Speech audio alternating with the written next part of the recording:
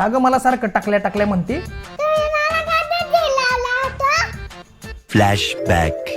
2-4 दिवसांपूर्वी झालतं असं की या खारुताईला आता लवकरच शाळेत जावं लागणार असल्यामुळं तिच्या वाढलेल्या केसांच्या शेंड्या मम्मी अशी बांधून बघत होती.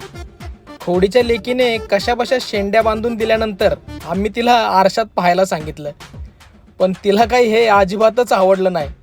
आणि मग खोडीच्या पप्पाने लेकीला मोठ्या मोठ्याने हसून हसत चिडवलं. छान दिसतंय, छान.